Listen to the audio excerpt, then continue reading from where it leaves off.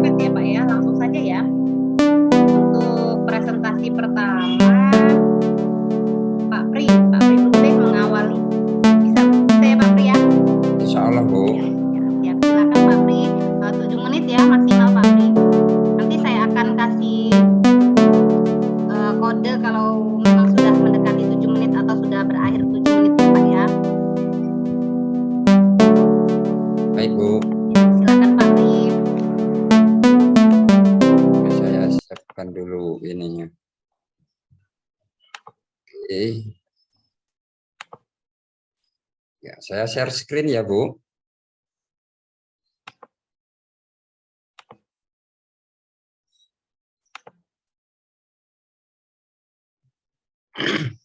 Sudah terlihat Bu?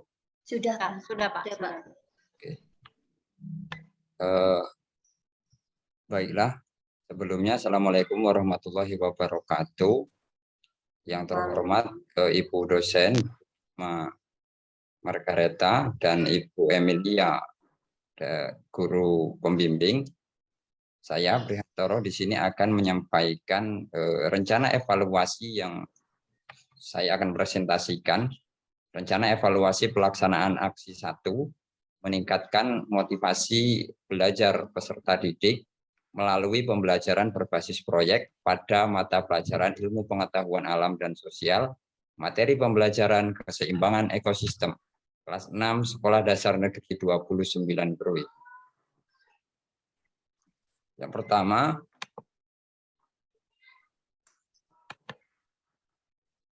prosedur evaluasi ya. Jadi sebelum melakukan evaluasi tentunya kita harus tahu langkah-langkah atau prosedur evaluasi. Yang pertama, langkah-langkah pokok dalam melakukan evaluasi yaitu dari perencanaan, pengumpulan data, verifikasi data, analisa data, dan penafsiran data. Ini saya ambil dari kajian literatur di file upi.edu Direktorat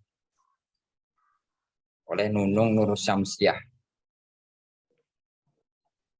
Selanjutnya adalah ruang lingkup evaluasi ya, karena yang dipelajari adalah evaluasi khusus yang menyangkut pendidikan, maka yang dimaksud ruang lingkup evaluasi di sini adalah meliputi hasil belajar, metode yang digunakan, bahan ajar, intelijensi, bakat khusus, minat, hubungan sosial, sikap, dan kepribadian. Ya, selanjutnya, perencanaan dalam evaluasi. Ya. Seorang guru sebelum melakukan evaluasi terlebih dahulu harus paham apa yang akan dievaluasi, untuk apa tujuan evaluasi diadakan. Program evaluasi ini bisa dilakukan setiap saat. Evaluasi biasanya dilakukan pada saat sebelum, sedang, dan sesudah proses pembelajaran dilaksanakan. Komponen evaluasi. Ada beberapa hal yang harus diperhatikan sebelum melakukan evaluasi. Yang pertama, tujuan evaluasi. Yang kedua, aspek apa saja yang akan dievaluasi. Yang ketiga, metode evaluasi yang akan digunakan. Yang keempat, alat evaluasi yang akan dipergunakan. Yang kelima, kriteria dan skala penilaian yang akan digunakan. Yang keenam, waktu kapan evaluasi dilaksanakan. Ya. Tujuan dan fungsi evaluasi.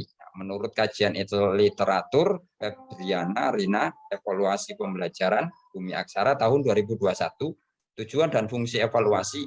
Fungsi evaluasi di dalam pendidikan tidak dapat dilepaskan dari tujuan evaluasi itu sendiri. Tujuan dari evaluasi pendidikan itu sendiri adalah untuk mendapatkan data pembuktian yang akan menunjukkan tingkat keberhasilan peserta didik untuk mencapai tujuan kurikuler. Selain itu, evaluasi juga dapat digunakan oleh pendidik dan pengawas pendidik dalam mengukur atau menilai keefektifan mengajar, kegiatan belajar, maupun metode mengajar yang digunakan. Dengan demikian, evaluasi itu dapat dikatakan sangat penting dalam proses belajar mengajar. Yang kedua, aspek yang dievaluasi.